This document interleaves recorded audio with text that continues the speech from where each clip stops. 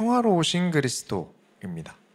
주의 은혜가 가득한 성탄절 아침에 교회에서 여러분을 뵈니까 너무 좋네요.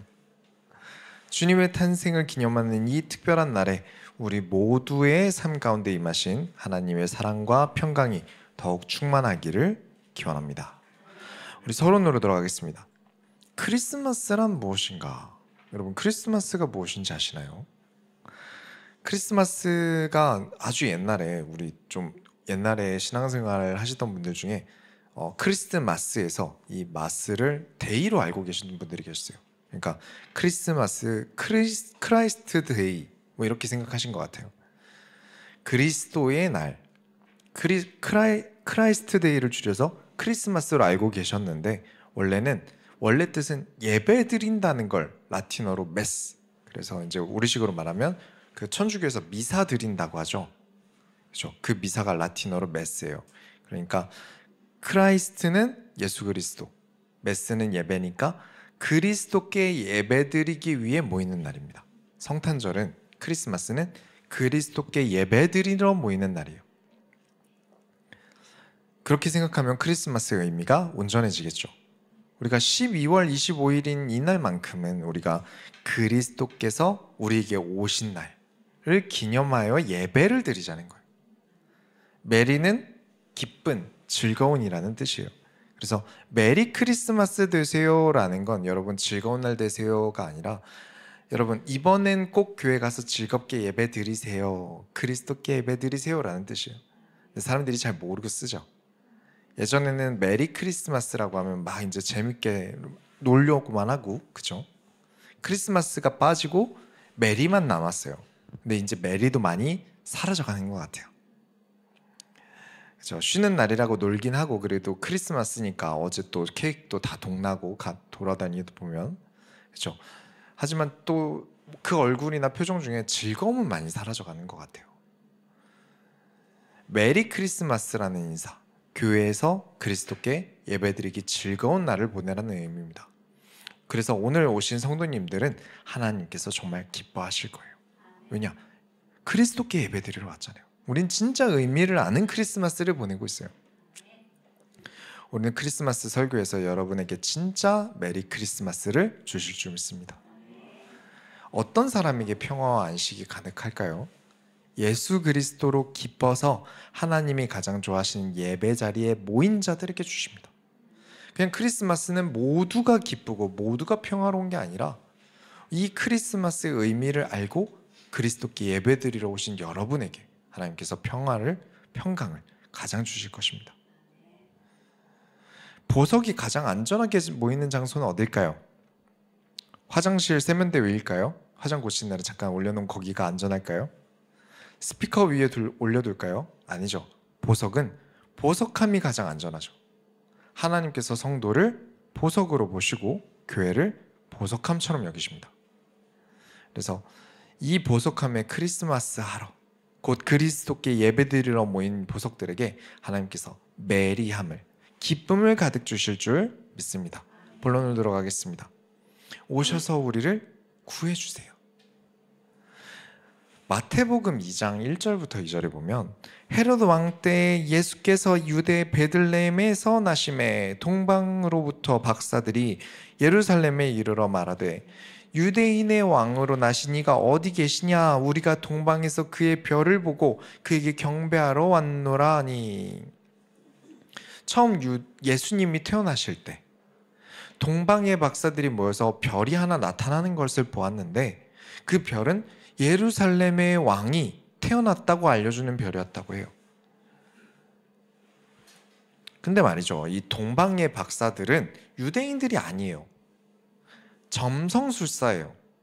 쉽게 말하면 우상숭배자예요. 점성술은 쉽게 말하면 별을 보고 점을 치는 사람들이에요. 유대인은 점성술을 가증하게 봅니다. 하나님께서 구약을 보면 별로 점치는 자들에게 온갖 나쁜 말을 하세요. 막 저주를 내리세요. 그러니까 점성술을 가증하게 여기니까 유대인 중에서는 별에 관심이 없어요. 유대인들은 점성술을 나쁘게 생각하니까 별을 연구하지 않아요. 하늘을 보면서 별에서 뭔가를 느낄 감성이 없는 거죠. 아 예쁘다, 별똥별이 떨어진다 이 정도지 그것을 보면서 뭔가 큰 의미를 두지 않아요. 근데 정작 구약에는 또 예수님께서는 별처럼 나타나실 것이다, 어두움을 비출 것이다, 밤을 비추는 빛으로 나타나실 것이다 라는 예언이 구약에 많이 있어요. 그래서 유대인은 별을 보고 예수님을 찾아낼 수 없죠. 왜냐? 별에 대해서 관심을 많이 갖지 않아요. 그런데 점성술을 하던 이방인들은 그 별을 보고 뭔가 특별한 일이 일어났어, 뭔가 굉장한 일이 일어났어 라고 보기 시작한 거예요. 하나님께서 이런 방식으로 유대인들에게 예수님을 숨기셨어요. 이유가 있습니다. 왜 그런지 설명을 드릴게요. 동방의 박사들이 유대인의 왕인 헤롯 왕에게 찾아갑니다. 헤롯에게 찾아가서는 지금 유대인의 왕이 태어났다는데 누군가요? 라고 물어봐요. 그런데 이 질문에 의해서 갑자기 헤롯이 긴급회의를 합니다. 막 정치인들을 모아서 긴급회의를 해요. 왜냐하면 헤롯 왕은 유대인이 아니었어요. 에돔이라는 나라 사람인데 로마 황제에게 잘 보여서 이스라엘의 왕이 된 사람이에요. 그래서 욕을 많이 먹어요. 근데 예루살렘에 왕이 태어났다고 하는데 이 동방 박사들은 구약에 예언된 왕으로 오시는 메시아가 지금 오셨다고 한단 말이죠. 그러니까 유대인 왕이 태어났다, 유대인 혈통의 왕이 태어났다고 지금 얘기를 하니까 이 헤롯 왕이 기분이 좋을 수가 없는 거예요. 왜냐? 지금 자기 자리를 빼앗을 왕이 태어났다는 거잖아요. 그래서 긴급회의를 하고 이 메시아를 죽이기로 합니다. 헤롯이 동방 박사들에게 아이고 유대인의 왕 메시아가 나타났다는데 내가 경배드리러 가야 되지 않겠습니까? 찾아내시면 저에게 좀 알려주세요 라고 말하고선 동방 박사들이 헤롯 왕에게 메시아 위치를 알려주면 헤롯이 죽일 계획을 가지고 있었어요. 그렇습니다. 유대인들이 별에 관심을 많이 가지고 있었으면 동방 박사보다 헤롯 왕이 먼저 별을 찾아서 메시아를 죽일 거예요. 그러면 아기로 이제 막 태어난 메시아는 헤롯 왕에게 죽게 되는 겁니다. 그렇게 유대인이 아닌 해외의 점성술사들을 통해서 예수를 찾아내게 하세요. 근데 아까 말씀을 드렸죠. 점성술사는 우상숭배자들이에요. 점치는 자들이에요. 다른 신을 섬긴단 말이에요. 유대인 입장에선 좋은 사람들이 아니에요. 감히 우상숭배자들이 메시아를 찾을 수 있을까요? 근데 이들이 예수님을 찾았어요. 근데 오신다는 유대인의 왕이 왕궁에 있을 줄 알았는데 가니까 없었는데 찾아내 보니까 마구간에 있는 거예요. 그러면 뭔가 잘못됐다, 이건 우리 해석이 잘못된 거다, 이건 유대인의 왕일 리가 없어, 무슨 유대인의 왕이 마구간에서 태어나 하고 돌아가야 되는데 이 점성술사들이 메시아께 선물을 드립니다. 첫 번째 선물은 황금이었어요. 이 황금은 왕을 상징합니다. 왕께 드리는 선물이 황금이에요. 마구간에 태어난 게 무슨 왕입니까? 당연히 왕궁에서 태어났을 줄 알고 왕궁부터 왔잖아요. 근데 메시아를 찾아뵙고 나니까 황금을 드립니다. 무슨 의미냐면 당신이 꼭 왕이 되어주세요. 당신이 우리의 왕이 되어주세요. 두 번째 선물은 유향입니다. 기름이죠. 하나님께 제사를 받으실 때 향기로운 제사로 받으세요. 그래서 향이 아주 중요합니다. 곧 제사장 하면 가장 먼저 떠오르는 일은 향을 피우는 일인 거예요. 당신이 우리의 제사장이 되어주세요. 세 번째 선물은 몰약입니다. 이 몰약은 그 앞에 황금이나 유향과는 느낌이 좀 달라요. 몰약은 상처에 바르던 연고예요. 그리고 시체 부패 방지용 방부제예요. 예수님 당신은 매를 맞으실 겁니다. 채찍을 맞으실 거예요. 그리고 죽으실 거예요. 이 점성술사들은요, 어떤 의미를 우리에게 주냐면 여호와를 믿지 않는, 하나님을 믿지 않는 자들 중에 끝에 있는 사람입니다. 나 하나님을 안 믿어 정도가 아니라 나는 우상 숭배해 정도로 저 멀리 있는 사람들이에요. 근데 그들이 이 선물을 메시아께 드립니다. 그러면서 이렇게 부탁하는 거예요. 어서 우리를 구해주세요.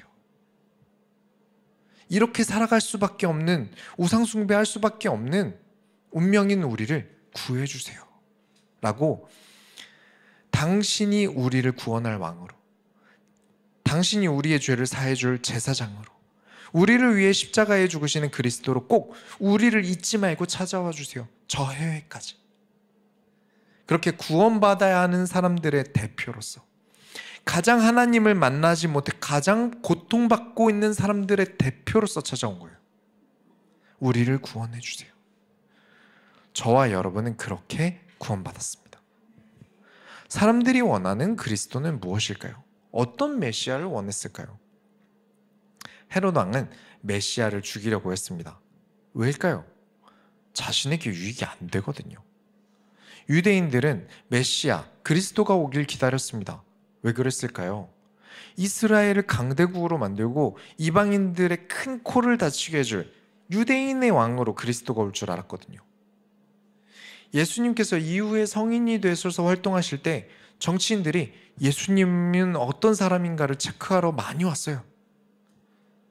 정치인들은 예수님을 만날 때 무엇부터 기대했을까요? 우르르 모여서 예수님의 기적과 이적을 일으키실 때 왜 바리새인들과 서기관들이 모여서 구경을 하던 걸까요? 이들은 내 마음에 드는 그리스도를 원했습니다. 내 일을 대신해 줄 그리스도를 기다렸어요. 그런데 아무리 봐도 이 메시아는 내 성에 차는 그리스도가 아니에요. 시작부터 마구간이 뭡니까? 그래서 판단을 내렸습니다. 저 예수는 그리스도로는 실격이다. 죽이자라고요. 헤롯 왕이나 제사장 바리새인들이나 전부 예수를 죽이자. 그렇습니다.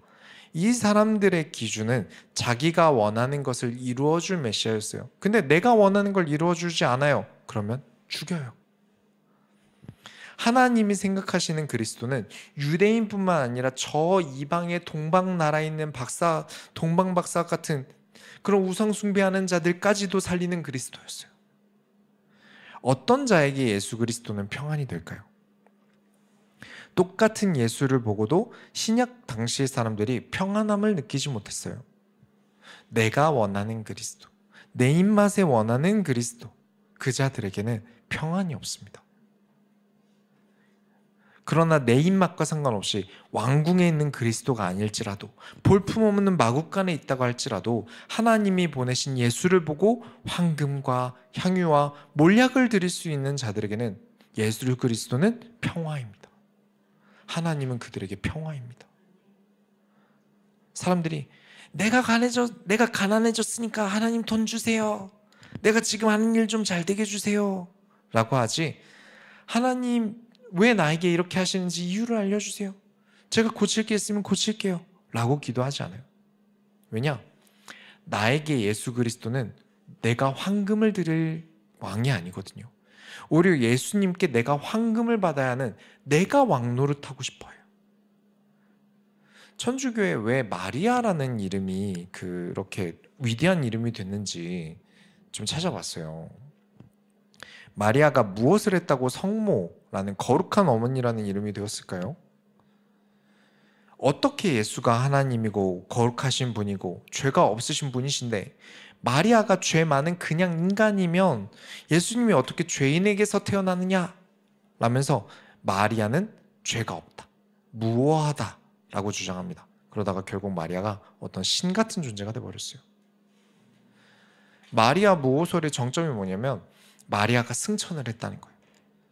그 선대 교황 중에 비오 12세라는 어떤 사람분이, 똑같은 사람이 마리아는 원죄에 물들지 않고 평생 동정녀였기 때문에 하나님께서 마리아를 승천시키신 것은 진리다라고 말해버렸어요. 그러니까 죽을 때까지 동정을 지켰대요. 이게 무슨 모태솔로 30년이면 마법사 되는 소리입니까? 예수라도 출신이 그렇게 보고 싶었나 봐요. 그래도 기왕이면 이런 어머니 출신이어야 된다라고 생각했나 봐요. 예수의 출신이 왕궁까지는 아니다. 그래, 마국간에서 태어난 것까지는 인정해 줄게. 그래도 감성 있으니까. 근데 그래도 예수의 어머니라면 죽을 때까지 동정을 지키다 승천할 정도의 신과 같은 존재여야 돼. 근데요, 성경에는 예수님의 동생들이 나와요. 마리아는 예수님 이후에도 아이들을 낳았습니다. 그렇습니다. 교황님이신데 성경은 안 보셨어요. 성경을 안 보고 또 자기가 믿고 싶은 대로 믿었어요. 이게 잘못된 걸 천주교 신부님들도 압니다. 근데 천주교는 교리적으로 성경보다 교황님이 더 위에 계세요. 그래서 교황이 맞다고 한 걸 틀렸다고 할 수가 없어요. 저와 여러분에게 오셔야 하는 그리스도는 있는 그대로, 성경에 오신 그대로 믿어야 하는 그리스도입니다. 왕으로, 제사장으로 오셔서 우리를 위해 십자가를 지신 그리스도시다. 이 믿음이면 충분합니다. 그리스도의 신분, 그리스도의 부모가 누군지, 그리스도가 어디에서 태어났는지, 수도에서 태어났는지, 저 시골 갈릴리에서 태어났는지, 우리에게 이런 건 아무것도 중요하지 않아요. 우리는 예수님 그분 자체가 중요합니다. 그 증거가 유대인도 아닌 해외에서 점성술을 하던 우상숭배자들이 예수님께 부탁하는 거예요. 이렇게 고통받고 우상숭배해야 하는 우리에게도 찾아와 주세요. 우리의 왕이 되어주세요. 우리에게 평화를 주세요. 결론을 내리겠습니다. 평화로우신 그리스도. 마태복음 10장 32절부터 34절 보면 누구든지 사람 앞에서 나를 시인하면 나도 하늘에 계신 내 아버지 앞에서 그를 시인할 것이요 누구든지 사람 앞에서 나를 부인하면 나도 하늘에 계신 내 아버지 앞에서 그를 부인하리라. 내가 세상에 화평을 주러 온 줄로 생각하지 말라. 화평이 아니요 검을 주러 왔노라. 이 구절대로면 예수님은 평화를 주러 오신 분이 아니시군요. 세상에 화평이 아니라 검을 주러 왔노라. 왜 이런 이야기를 하셨냐면 예수님이 가시는 곳마다, 아니 태어날 때부터 가는 곳마다 분란이 가득했어요. 사건 사고가 끊이질 않았어요. 서로 죽이고 사니 하고 있었어요. 왜 이런 사고들이 많았을까요? 분명 구약에서는 이사야가 예수님을 평강의 왕으로 오신다고 했는데요. 왜 분란이 일어나고 왜 어려움이 일어나고 왜 우리에게 평화가 없느냐? 내가 원하는 내 필요를 채우기 위한 그리스도를 찾는 자들에게는 평화가 없습니다. 누가복음 2장 10절부터 11절에 천사가 이르되 무서워하지 말라. 보라 내가 온 백성에게 미칠 큰 기쁨의 좋은 소식을 너희에게 전하노라. 오늘 다윗의 동네에 너희를 위하여 구주가 나셨으니 곧 그리스도 주시니라. 그리스도께서 오셨습니다. 누구를 위하여 오셨습니까? 우리를 위하여 오셨습니다. 이분이 예수님이죠. 예수 그리스도를 보면서 천사들이 무슨 말을 합니까? 13절부터 14절에 호련히 수많은 천군이 그의 천사들과 함께 하나님을 찬송하여 이르되 지극히 높은 곳에서는 하나님께 영광이요 땅에서는 하나님이 기뻐하신 사람들 중에 평화로다 하니라. 누구에게 기쁨이 된다고요? 누구에게 평화가 된다고요? 하나님이 기뻐하신 사람들 중에 평화로다. 그죠? 이게 중요한 거예요. 하나님이 기뻐하는 사람들에게 평화를 주신다. 이 평화는 마땅히 그들에게 돌아가야 한다. 예수의 출신 성분이 중요한 사람들에게 평화가 돌아가지 않아요. 내 취향에 맞는 그리스도가 중요한 사람들에게는 평화가 임하지 않습니다. 오히려 검이 돼버려요. 그러면 하나님은 어떤 사람을 기뻐하시죠? 예쁜 사람을 좋아하시나요? 못생긴 사람은 하나님께서 싫어하실까요? 돈이 많은 사람 기뻐하시고 돈이 없는 사람의 예배는 받지 않으셨나요? 아닙니다. 동방박사여도 충분합니다. 우상숭배자 외국인이라 할지라도 하나님의 백성이 되기에는 충분합니다. 자격 요건은 단 하나입니다. 나를 구원하실 그리스도, 나를 위해 십자가를 지신 그리스도, 그 그리스도를 믿는 자는 하나님의 백성이 되기 충분합니다. 마국간에 태어났어도 왕으로 볼 수 있는 사람, 그죠? 마국간에 태어났어도 제사장으로 볼 수 있는 사람, 나를 구원해 주실, 십자가에 매달려서 볼품없이 속옷 한 장 입고 볼품없이 십자가에서 피 흘려 돌아가실 그 그리스도를 믿는 사람, 왕관을 쓴 예수 그리스도가 아니라 가시 면류관을 쓰신 그 그리스도를 믿을 수 있는 사람, 그 사람은 하나님이 기뻐하십니다. 왜냐? 그리스도를 알아봤잖아요. 예수 그리스도를 알아봤잖아요.